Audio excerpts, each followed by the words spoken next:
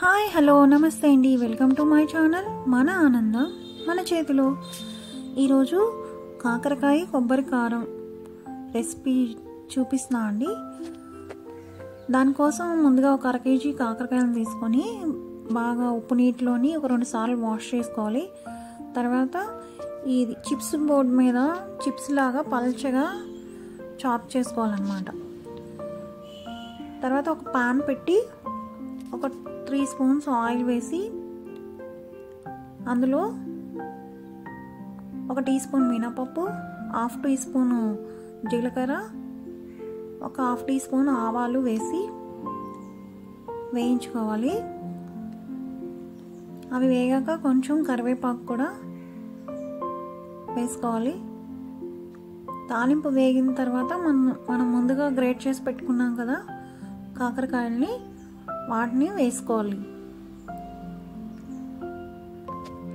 వీటిని ముక్కలుగా కానీ చక్రాలుగా కానీ కూడా కోసి చేసుకోవచ్చు.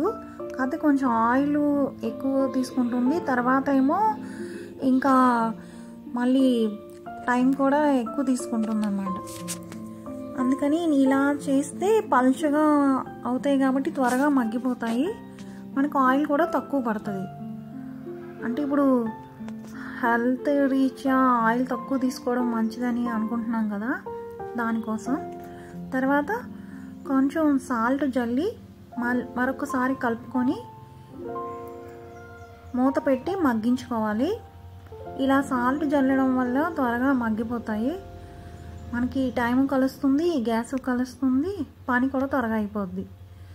తర్వాత ఒక మిక్సీ జార్ తీసుకొని అందులోని ఒక చెక్క ఎండు కొబ్బరి, ఒక 10-12 వెల్లుల్లి రేకులు, 1 టీ స్పూన్ ధనియాలు, ఒక 4 ఎండుమిర్చి, సరిపడా సాల్ట్ వేసి మిక్సీలోని గ్రైండ్ చేసుకోవాలి. ఇదే కొబ్బరి కారం అండి. పొడి పొడిగా చేసుకోవాలన్నమాట.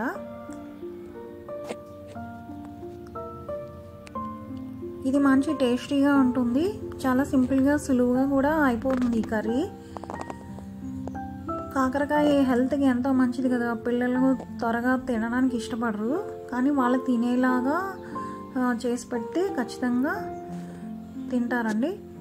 తర్వాత మగ్గిపోయిన తర్వాత కాకరకాయలని మరొక 2 నిమిషాల సేపు బాగా ఫ్రై చేసుకోవాలి. బాగా ఫ్రై అయిన తర్వాత ఈ కొబ్బరి కారాన్ని అందులో యాడ్ చేసి మరొక 2 మినిట్స్ సేపు ఫ్రై చేస్తే కాకరకాయ కారం కంప్లీట్ అయిపోతుంది. దీన్ని వేడివేడి అన్నంలో కాస్త నెయ్యి వేసుకొని ఇది కలుపుకొని తింటే సూపర్ టేస్టీగా ఉంటుందండి. మరి మీకు నచ్చిందా?